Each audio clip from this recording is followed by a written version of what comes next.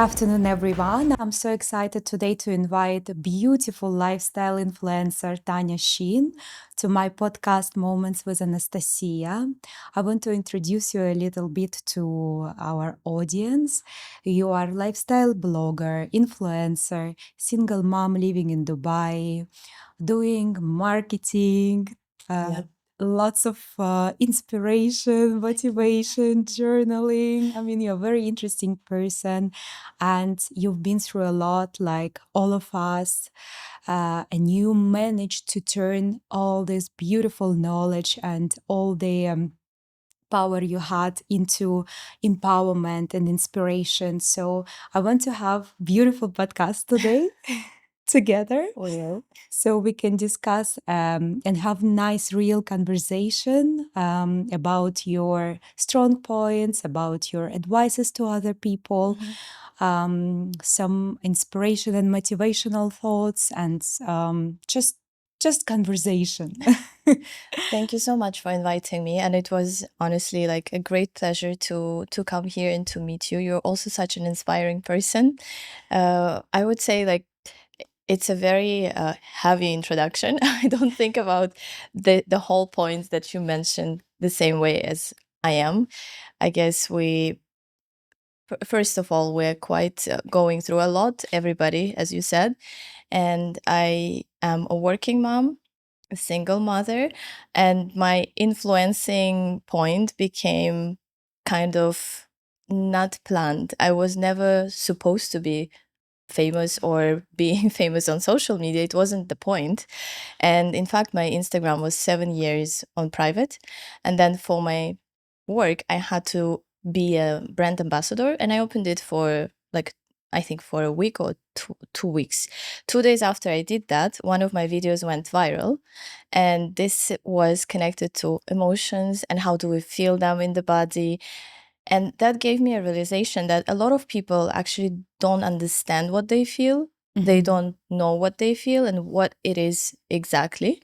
So it gave me a lot of inspiration and motivation to actually being much more consistent with creating content. And I wasn't doing it on the commercial basis or something. It's because I've been through a lot, as well as you mentioned in the beginning, and I was looking for help online for free or in therapy as well. I was in therapy for 5 years and I'm still going through that. I guess everybody needs a therapy, and often people who needs to be in therapy are not going there. So it's the other ones who end up paying for the therapy dealing with these people. So and this is how my story started. And I guess this is why you invited me here, because otherwise we wouldn't probably know each other. Yeah, of course. No, I mean, therapy, inspiration, meditation, anything related to release the stress and depression is really something which is everybody needs. I was also going through a lot recently, and I mentioned before to you that I had a problem. I had a deep sorrow. I lost my mom, and I had to also find a way how to release the depression, how to release that traumas which came out after you have a heavy loss. So I understand you. I truly understand how it is when you have such a, work around and you need to feel better when you are really not, and you Yeah, need to wear the mask when you need to. exactly. So that is, I understand you truly.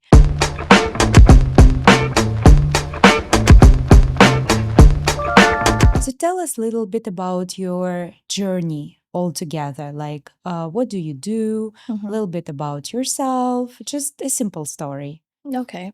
So first of all, I'm really sorry for your loss, and I know that grief is one of the hardest things to process, actually, and it takes a long time, and often people push it back and push it away because it's very uncomfortable to feel. And it is probably, as I mentioned, one of the most difficult things that we all have to live at certain point, because it is inevitable. I'm very sorry for that.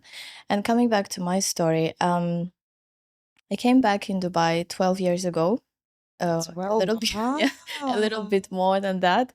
And then I was following my husband from where I come from. together. So it was kind of a love story that brought me to Dubai. And then I guess like everybody else, I thought it will be 2 years and then we will be gone. And we're still here.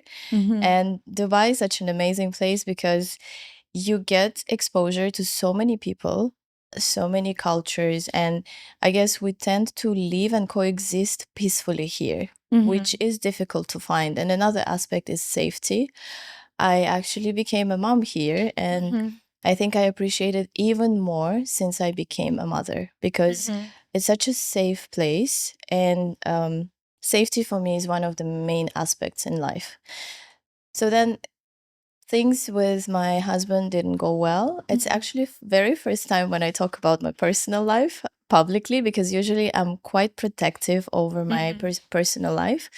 And then we decided to end our relationship, but we are co-parenting a son. My son is 8 years old, and it wasn't easy journey to kind of climb corporate ladder and also be a single mother. On the way, I also did my executive MBA. I think that was the toughest time ever, but I am the happiest and the most grateful that I've done this. And whoever is listening now, I guess that's a message. Whatever things that seems to be very difficult, I think you have to go into that. And later on, you will be grateful that you've done it. Because it's often the scariest thing that we have to do. And in fact, the biggest success always lies on the opposite side of your fear. So once you're honest with you, and we all have fears, and that's absolutely normal to fear something, it's actually healthy to have fears. The key to success is usually on the other side of the fear. Wow. Yeah. I love it.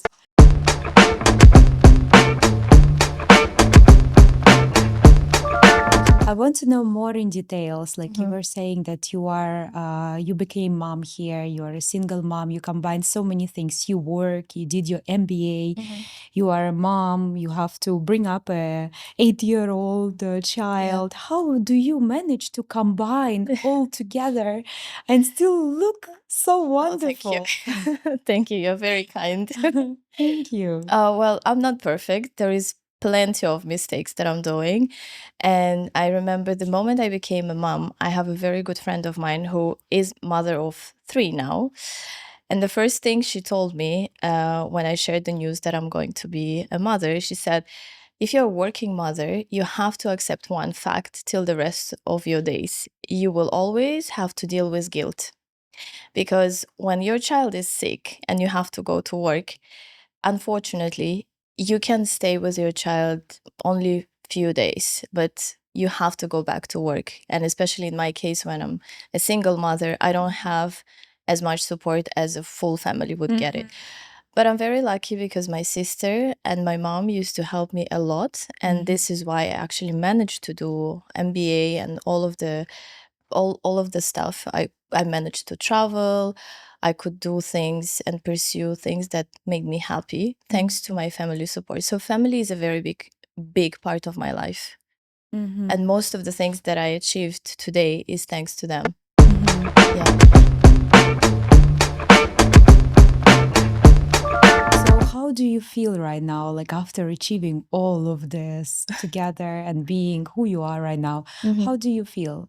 Like, I'm sure when you started, in the moment when you started and who you are today, it was not so easy for you. But I mean, I'm sure you have achieved and went through a lot.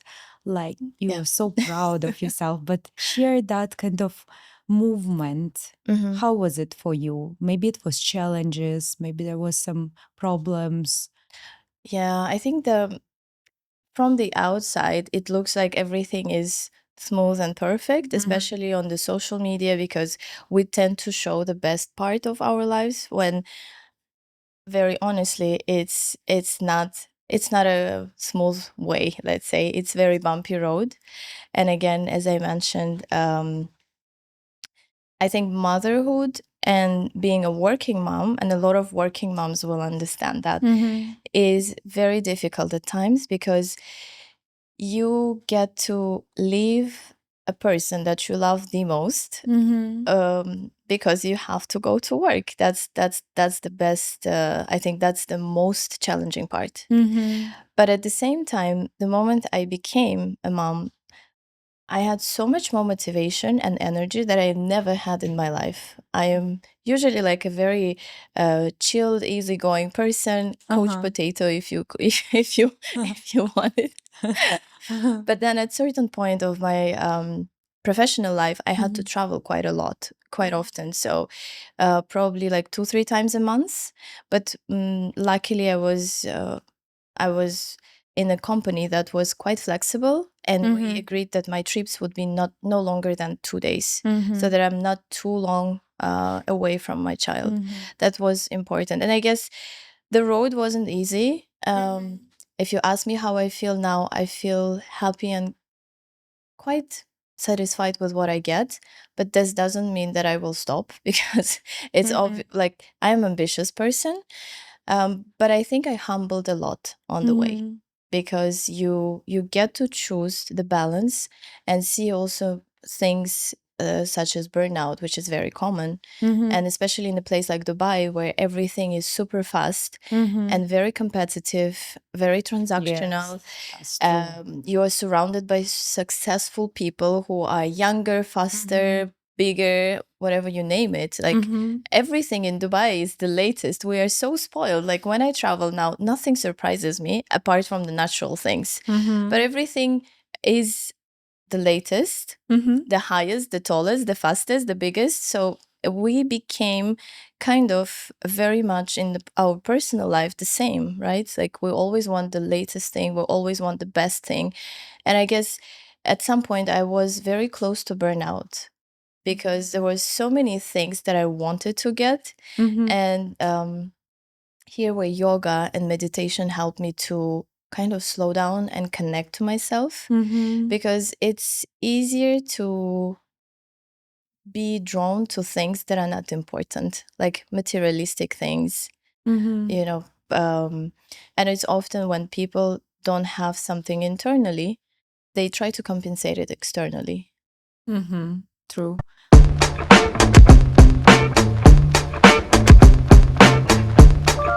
How Yeah. did you come out from burnout situation? I want to know. Burnout was quite a tough situation, I would say, because I was required to be fully present at work, the studies. I wasn't having weekends for like 18 months, I guess, because the studies was over weekend, and then I would have to go back to the office with the piles of emails and tasks that I wasn't able to attend because I was studying. And plus, after work or studies, I have to be a full-time mom as well. So then I actually discovered meditation and yoga, and I had a trip to Bali, like it's there. Escape Yeah, Bali. escape to Bali. Very, very typical cliche stuff. But I always wanted to go to Bali since I was a very young teenager. I was drawn to this place. I don't know why. I couldn't explain why. And I don't know if you've been to Bali. No, I No? never been, but I heard that it's so magical, and everybody Yeah. who goes there, they change their life completely.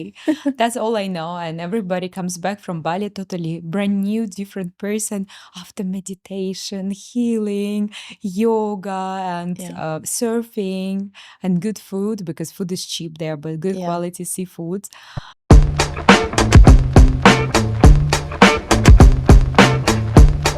So I heard a lot, but I never been. But I really want to go. Tell me more. I think you will love this because it's a very spiritual place.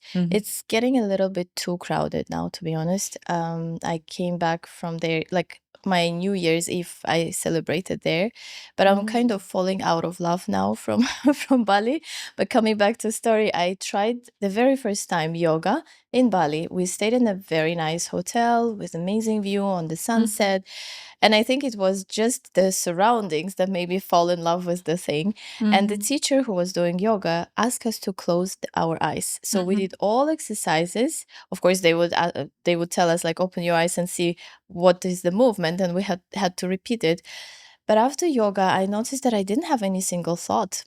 while doing it, because you have to breathe, you have to synchronize your movement, and there is too many things going on, so you don't have a space to actually think.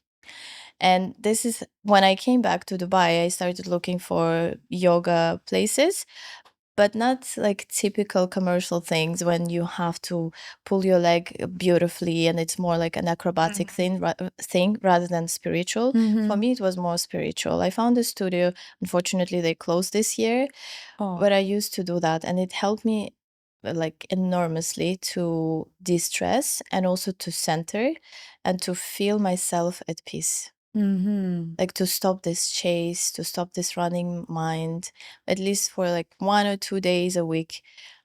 Once I'm on the mat, I had my time with myself, and that is very precious. We barely have this time with ourselves.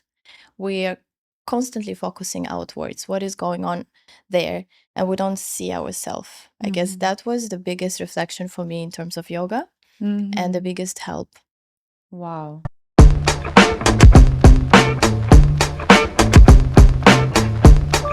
So I can relate to spirituality. To be Yeah. very honest, it's very deep. Mhm. I want to understand, what do you think, and what is the meaning of spirituality for you personally? For you? Mhm.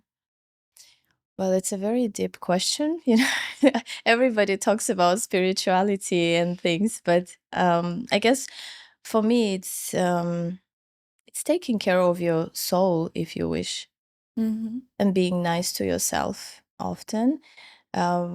Both of us come from the post-Soviet Union Yeah.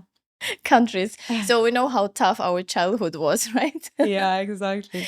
Our boys don't cry, and all of the rest things. So I guess we all carried out these kind of things, and only when I grew up, I could manage things my way, and I discovered a lot of other stuff like meditation and yoga again, and some of the meditations, like I experienced very lucid meditations, and I wanted to learn about it more.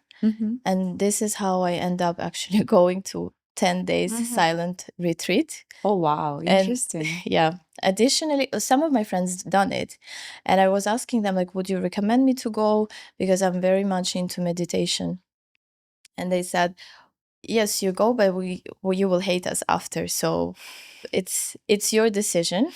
And apparently you can actually do it almost free of charge. And there are 190 centers worldwide. It's called Vipassana meditation.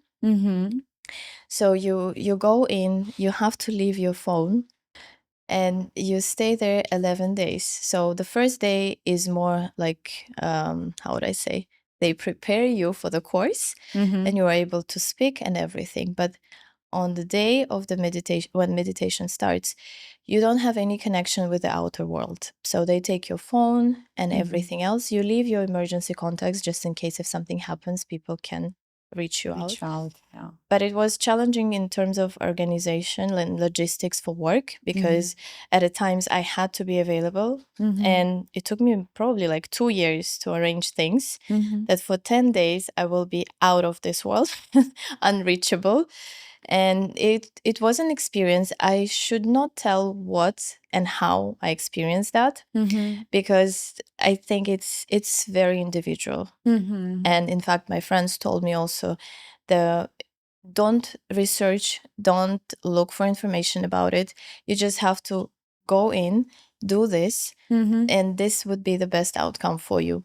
You can leave at any time if you want to, but this is not advisable, because once you finish your 10 days, you can come back and do it 1 day, 3 days, 5 days, 6 days, whatever you want to. But the first requirement is to finish all 10 days. And I've done it also with my sister as well. Okay. And they separated us completely. Wow. The moment they knew that we're sisters. And it was quite a journey. I think that was the most spiritual experience I've ever had. Yeah. Wow.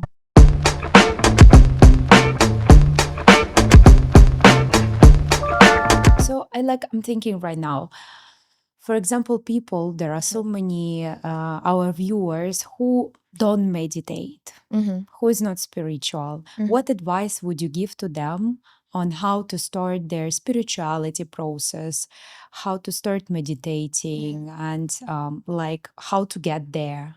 Okay.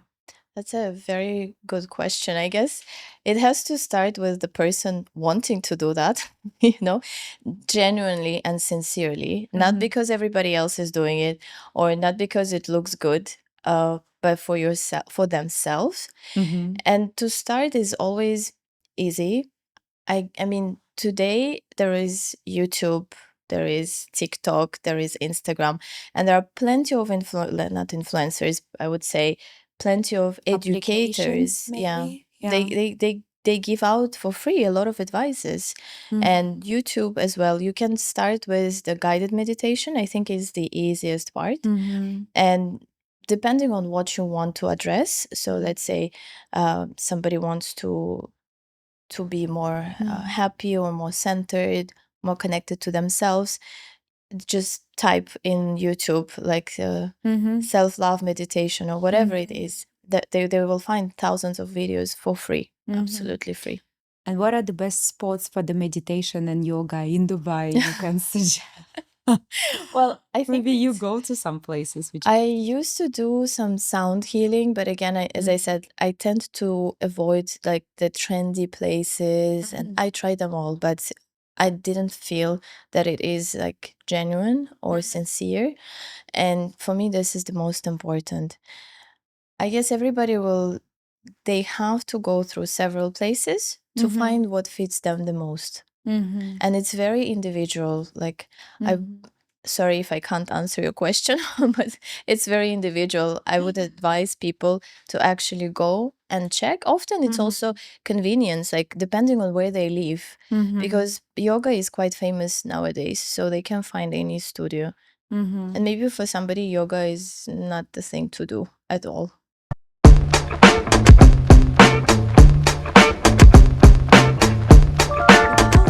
What advice you give for people how to find their things which which inspire them, for example? What do you suggest for people to do Mhm. when they are, for example, on a stage where they are lost, they don't know what to do, they're maybe in depression, how to identify what is the best for them? Like, Okay. what's your personal advice? Well, before I give any advice, I just want to clarify that I'm not licensed life coach or anything like I that. know. Everything I talk about is based on my own experience. Mm-hmm. And once I saw that some of my videos resonated with audience a lot, and I usually mention my email address on my social media. So I receive sometimes emails and Mm-hmm. quite a long emails of people asking what to do or how to Mm-hmm. do. And again, I take full responsibility for my advices and things. I always advise them to meet, and if possible, if it is accessible, because not everybody can do that, to meet either with therapist or someone who is professionally licensed to provide this kind of advices. And from my side, I normally give them books like what helped me. Mm-hmm. And today Amazon is in every country and it's one day delivery. They can easily start with that. I'm a big fan of self-help, Mm-hmm. honestly. Though I've done some workshops, I've attended quite a few things that are interesting for me. Mm-hmm. And one of them I haven't done yet, but it's on my list. It's Joe Dispenza 1 week meditation retreat. Okay. Yeah. So, and this this is a important thing, an important question, because when people are lost, I think one of the main things for them to understand that it is not a setback. Often the worst times of my life became the most productive or the best times Mm-hmm. where I actually invested time in myself, or I learned something that helped me to elevate myself afterwards. Mm-hmm. So don't think that you're alone on that. I mean, people who are lost, so many of us are lost, and if you kind of connect to yourself again, to your inner voice, which we tend to often forget for Mm-hmm. convenience of others, for fears. There are plenty of other reasons. once you listen to yourself, you would always know the answer. We Mhm. all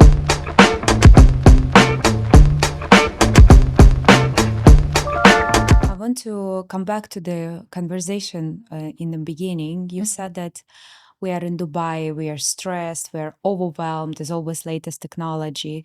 So, how do you how do you fight stress? um, I don't fight stress. I'm quite stressed often. But what helps me to de-stress actually, first of all, is not taking things personally. I guess that was the biggest eye-opening for me, and it took me years to understand.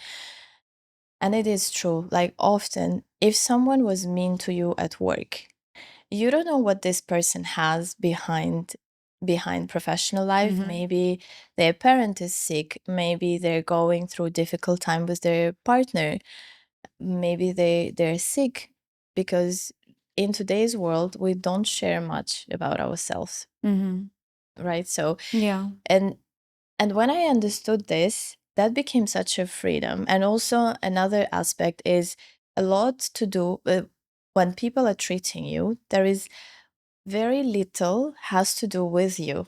Often they treat you the way they treat themselves, or they're projecting their insecurities on you. So if someone is mean or trying to bring you down, it's not because of you, nothing is wrong with you. It's them probably not feeling well, and by bringing others down, they feel better. So I don't know if that makes sense, but I've seen this a lot, especially in professional life.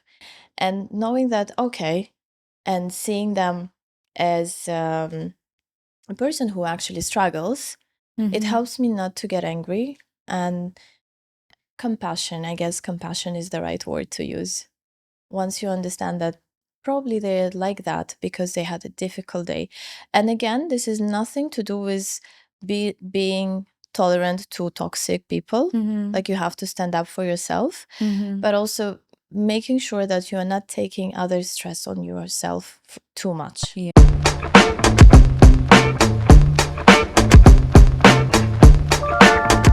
So, how do you stand up for yourself? Oh, I was a people pleaser, and I think I am still is. So a lot of times I couldn't stand up for myself. I could not say no. And that obviously had implications on my professional life, on my personal life. And one of the exercises that I have done with my therapist is to say no. So for 1 week, you are smiling. Are you also a people I pleaser? know, yes, I know what it is, because when you don't set the boundaries, Yes, people just they will get take it off. you, Yeah, of course. and yeah, Exactly. So you will they have take to. advantage of you. True. So it was not easy, but for 1 week, by default, whatever I'm asked for, I should have answered no. And it was very difficult, like super difficult, because it's so deep engraved in us to say yes for everything, especially if you grow up in an environment where you had to people please to survive, because all of these tendencies are coming from childhood. When you have a people pleaser, it's because you know that when he or she was growing up, it was not safe to say no. So they had to please a caregiver or somebody in the position of power to survive. And we carry this on in our adult life. But we don't understand that it's not actually us. It's the subconscious mind that rules our life 95%. And only 5% is conscious. So we're very much driven by old patterns. And this was the biggest revelation for me, that a lot of things are actually done automatically, and it's not impossible, but it is difficult to break the old patterns.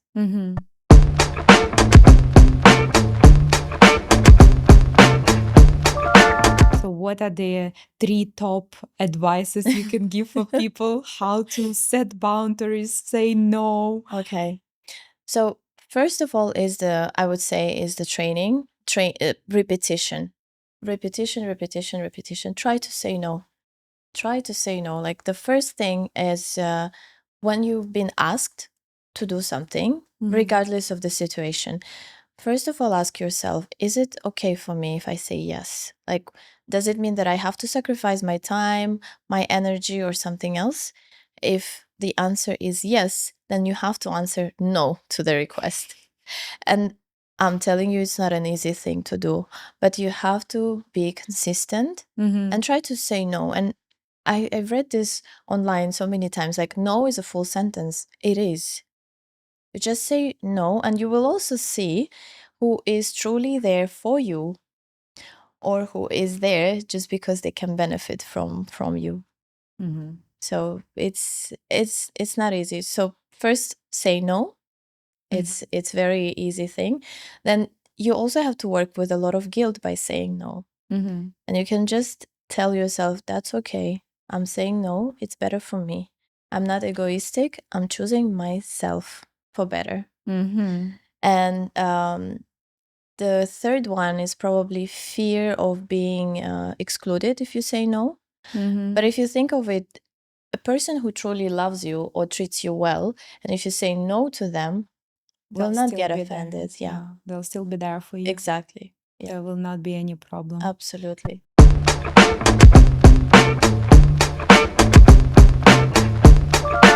What is your relationship with affirmations, self affirmations? Do you have any self affirmations you can share? Yeah, I think I do. I do less than before because I probably when I started it was 15 years ago. I'm so old now. So 15 years ago, it was a big thing. And you just had to read this affirmation to yourself. But the thing is, like, now that I learned a bit more about it, it's not about saying those things, it's actually believing those things. Because our subconscious mind does not understand words, it understands emotions. So if you say, like, I'm beautiful, I'm lovable, I'm enough, and you don't feel it, it's useless. So you just have to look at yourself, and it's very powerful exercise with mirror. A lot of us feel very uncomfortable to look at our own eyes and say, I love you, I'm here for you, and I'm proud of you, and you're safe. These kind of things. Some people may cry when they do this first time. And again, it's not what you say, it's what you feel when you say that. And you have to work on it, and you have to bring this to the point that it is workable. Stop lying to yourself. If you don't feel like you love yourself, work on it a bit more. And I guess a lot of things will also come from childhood, as I said. By the age of 7, we are forming blueprint of the life, how we will manage life growing up. And if you notice, like, often some adult people, and myself included, we're acting like 5 or 6 years old because we have the patterns deep engraved in us. And I see that with my son. Like, now I can see myself so much.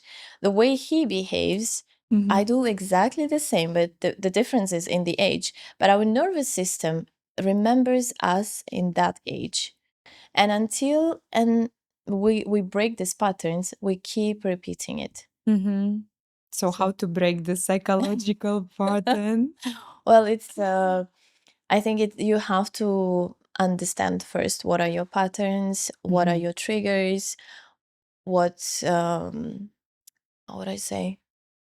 Triggers are very important. When something is triggering you, you shouldn't avoid that. You actually have to face things. Like, growth and healing is very uncomfortable because you have to face the ugliest part. You have to feel the most uncommon feelings. You have to be honest with yourself. And that is not easy.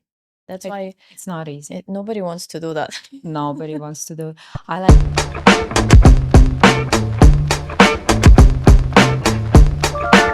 my personal situation, because I was going through a lot of work with psychotherapist, and what you're saying about patterns is really something I can relate to, because I used to be always in fear, like, no, I don't want to do this. Okay. I have a situation which triggers my pattern, and it keeps on repeating in the cycle where, for example, I start one thing and I can't finish.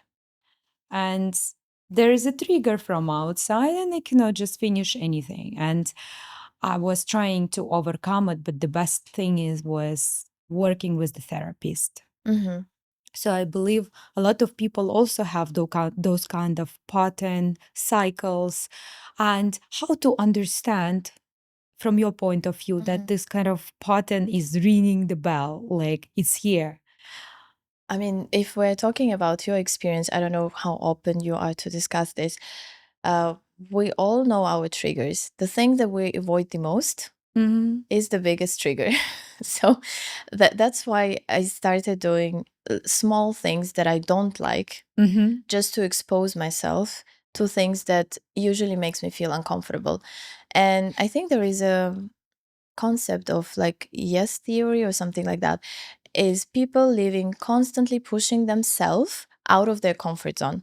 So for example, I don't like red color. That's the truth fact. I don't like red color. Now I paint my nails in red.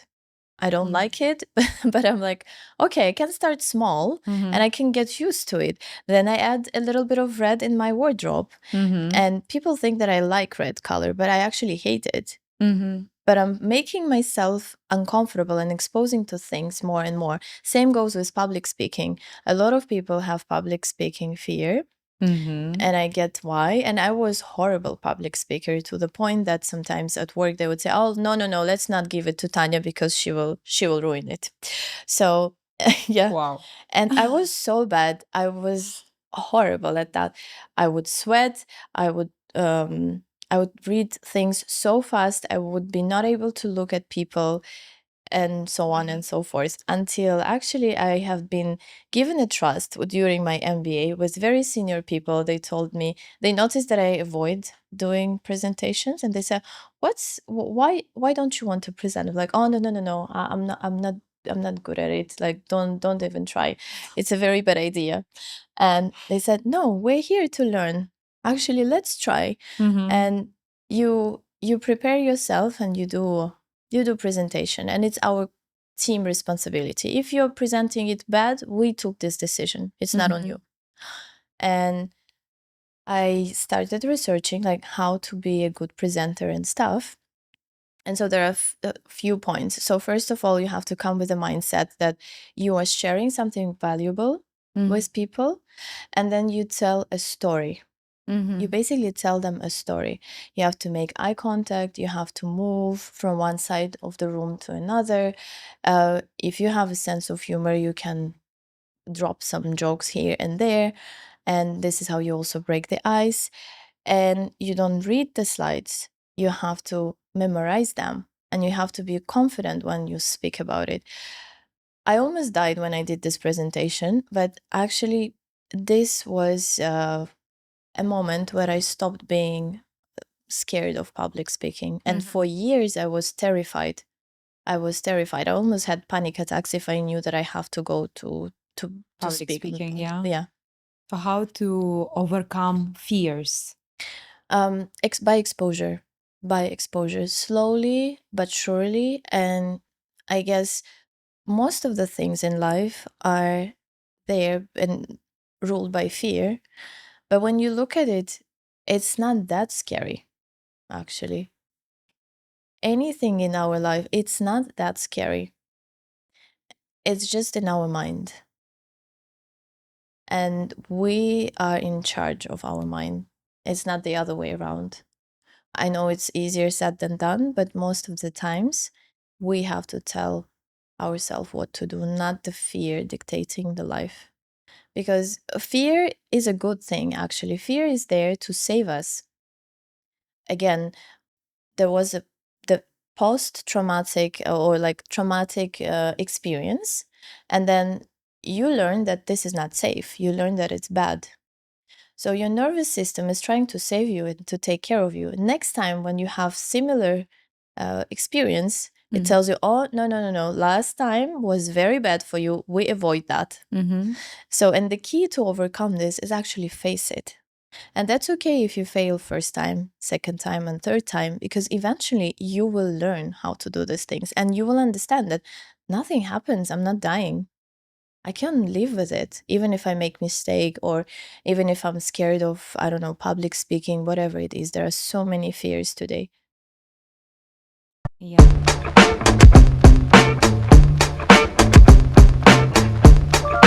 Thinking about how to, if you're standing in the stage and you're so afraid, or you're doing something and you're so afraid, and it's just simply giving you this anxiety, like what to do? There is very important thing that you could say, naming emotions. In fact, the viral video that I had was about naming an emotion. We're not educated on it. We're not really good on understanding ourselves and what we feel. And basically, emotions are chemical reactions in our body that tells us what to do, like you're in danger, or you're excited, or you're happy. And they mostly last 90 seconds. And then sometimes when you have a fight and you had a bad experience with a person, instead of this 90 seconds, you carry out for years and you don't talk to person. Every time you see them, it's exactly the same chemicals that raise up in your body. That's all done by our mind. Basically, we're doing it to ourselves. The person probably already moved on. They don't even remember about you, but you still carry this stuff. And coming back to your point, when you're on the stage and you're scared, instead of saying like, I'm so scared, you could say, I'm so excited. Because in fact, it's the same feeling. You're anticipating, you're a little bit scared, but pleasantly scared. So if you say I'm scared, it's a very negative kind of context. But if you say I'm excited, you still feel the same thing, but you tell your body, I am excited. I am excited. And probably interesting technique that helped me. Some of my friends, some of my senior friends actually shared this with me. They said, if you feel that you're scared of public, imagine all of them being naked. You can't take them seriously anymore. And it works. It works. It really works. And they just also, like, if a person is super scared of the public, they should start and try, for example, things like improvisation classes where they have to do it, and it's in a smaller setting and more safe, and gradually they will come out of this fear. One more thing that could help as well is to actually record themselves on the video.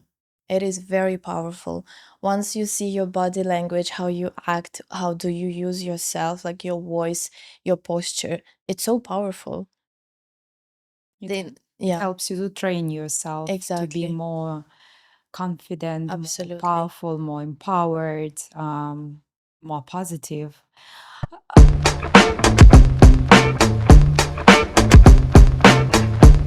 I'm listening to all you say, and I love it. To be very honest, your answers you. are so powerful. You are knowledgeable. What books?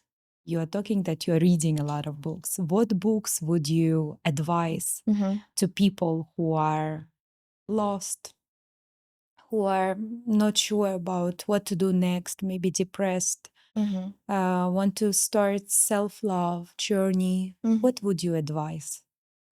I think there are quite a few books that helped me, and one of them called Untethered Soul by Michael Singer. That's a little bit about spirituality, but it's very easy read. Super easy. I think I finished this book in one day because I was so absorbed by the content. And he has a chapter on the inner voice that was very powerful. And I think a lot of people can actually resonate with it. And they said, we all have an inner voice. We talk to ourselves in our head, right? And he said, imagine that this voice is a person and it's locked with you 24/7. So, how do you think, if you're very critical, this person would be criticizing you constantly? But this is what we're doing to ourselves most of the time. And there are plenty of things like the fear of death. He also talks about love and relationships. And I guess it's pretty easy read. You can start with it. I gifted 5 or 6 books to my friends because it was so powerful with me. And in fact, somebody else has actually offered me this book as well. first. So that's an easy read. It's also on Amazon, quite accessible, not expensive. If you are looking for something into relationship area, the book that helped me the most is Attached. That's, we discussed this before. Yes. Attachment theory. Like, if you are on social media, especially on Instagram and TikTok, you will get to hear about attachment theory here and there, and it's quite famous, but it also helps you to understand. I remember reading this book, and I recognize all the patterns of the attachment style that I was. And then it also, this book has a worksheet for you and your partner, or if you're single, just for yourself, to understand how to overcome this together with your partner. So it's very practical as well. Interesting. Yes, and there are plenty of other books. How to Get the Love You Want, also written by psychologist, explains again our childhood patterns that we carry on in adult life, and then wondering why it's not working. This is very interesting. Currently, I'm reading Let Them Theory by Mel Robbins. That's also very, I would say, easy read, not difficult. The book is thick, but don't be overwhelmed. It's such a fast and easy read. Dale Carnegie, How to Win Friends. This is classics, I guess. Louise Hay as well. She does. She used to do a lot on self-love. Very inspiring woman. She passed away already, but she was a cancer survivor. She was raped when she was very young. But in fact, she became very successful, and she has the theory that every emotion trapped in the body causes a disease, because the emotion is not like, emotion is like energy in motion, and when we trap them in our bodies, they become a disease. And it's also very interesting and easy read. So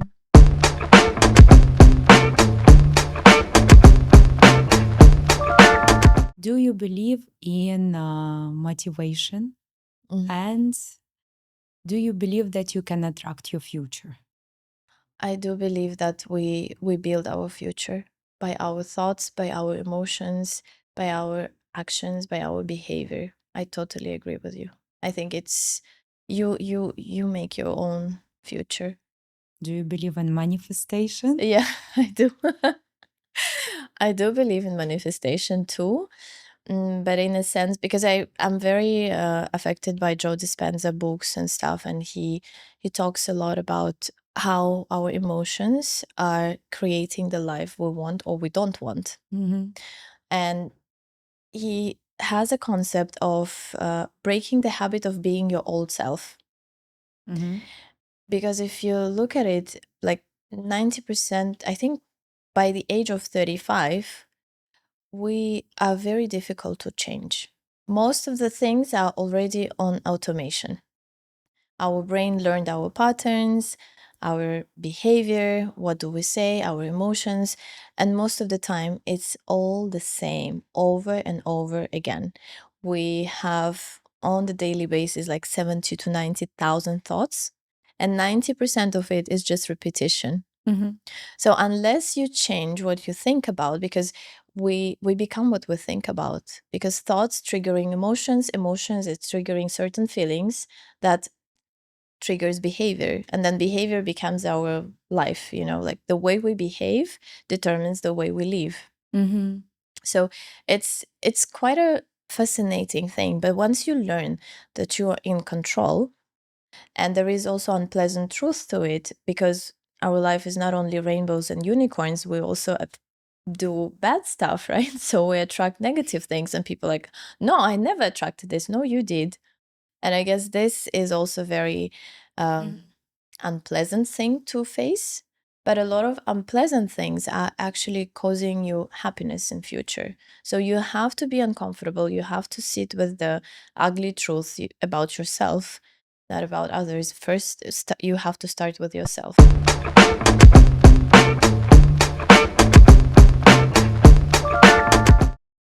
How do you practice the manifestation? Well, I do journaling, Mhm. a lot of journaling, especially if there are like difficult emotions coming up and I am not able to process them at at the spot, or like the situation. I'm at work, for example, and something happened. I cannot do things that I would normally do.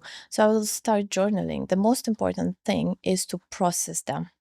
Don't keep them in your body, but to process them. To And put them on the paper. put them out the paper, write it down, and you will notice that it becomes so much easier after. It's because you just took it out of your system. Then I also do EFT. It's called emotional freedom technique. People can look it up on YouTube as well, a lot of free stuff. But it is tapping. You basically tap on the meridians to release the energy that trapped. And you just repeat, you say out loud what you want to release. And you're laughing, but it's quite Can you effective. show me? What? Well, we have to say, give me an example. Like, what do you want to process?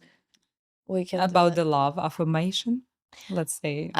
I think EFT is not about affirmations. It's more like to remove certain blocks or Okay, let's say experiences. fear of podcasting. Fear of podcasting. So you start with tapping on this point. It's called karate point with your two fingers. Okay. Okay. And you Here. just say, like, even though I have a fear of podcasting, I fully love and accept myself. Okay, even though I have a fear of Yeah. podcasting, I love myself. I fully accept Fully them. accept Yeah. myself. And you keep repeating this on those points. I will share you with you after. Yeah. And what it does is actually you tell yourself that you accept yourself, whatever happens. And then the second and the third round, you say something positive about it, which is true. It's and then you measure, how do you feel? Do you feel from 0 to 10 before you start tapping? You measure, and after tapping, you also measure, did it help? And sometimes it takes several rounds to repeat. But this is very interesting thing. This is so exciting. Yeah. We can I do never heard some. we can do it with you after the podcast. This is really good. Yeah, again, it's all on YouTube. It's all for free. You can find plenty of the videos of tapping for anxiety, panic attacks, tapping for becoming wealthy, more successful, for attracting right partner, whatever it is. I think everybody will gonna be about wealthy in Dubai and attracting the right partner, because honestly speaking, it's a big challenge in Dubai to Yeah. find the right partner. I agree with To you. find the person who is really truly loving you, truly taking care of you, Absolutely. understanding you. So Yeah. difficult to actually be understood by somebody. That's true. Like, honestly, I feel here in Dubai is very difficult to find the genuine person. Genuine people, yeah. Yeah. It is. It is not easy. So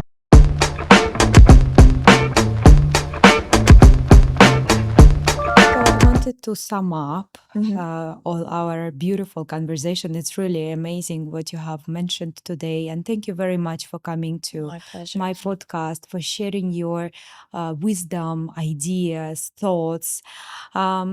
Just to give the best summary of what you have said for everyone out there. Just tell them, like, how to, if they're struggling, maybe some people are really in a bad situation, what is the best you can advise from your side on how to take out the negativity, be more positive, have self-love? Just give us like 3 top things, what you can suggest. So the 3 top things, if you're going through a difficult time, I think number 1, it's very important to have a good sleep, good nutrition, and also good self-talk, positive self-talk. And it seems like so basic and that nobody talks about it, but good sleep is very important because it affects your well-being. How do you feel about yourself? Of course, the self-talk, and we are often critical to ourselves. And there's my favorite thing is like mini hug. You put your hand on the chest, and when you're going through difficult times, if you can do it, or if you can't do it, you can go to the washroom or somewhere where it's private, and you just take a deep breath and put your hand on the chest, it feels like mini hug. You feel safe, and then you say, all is well, I'm fine, and I'm safe. And I think number 3 is like something that I can totally resonate, because I was through a tough time last year, and it always gets better. It gets better. No matter how difficult it is, it always gets better. Stay positive. Yeah.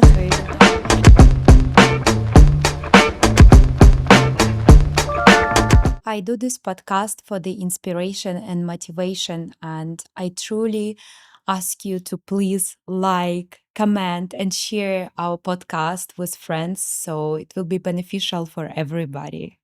Thank you very much for coming today for my beautiful podcast Thank you. moments with Anastasiia. I'm really grateful for your beautiful thoughts, for your wisdom. To be very honest, you are very empowering, and Thank you. all your practices, techniques, which you're saying, it's purely so much beneficial for people out there. And that's why you are such a beautiful and popular blogger. Thank you so much for being today on my podcast. Thank you for sharing the thoughts. Thank you for being with me today. Thank you so much. Thank you. It was a pleasure and honor. And I admire what you're doing. I know your personal story. And I wish you all the best. Thank you. Honestly. Thank you so much. Thanks. Mini hug. Mini hug.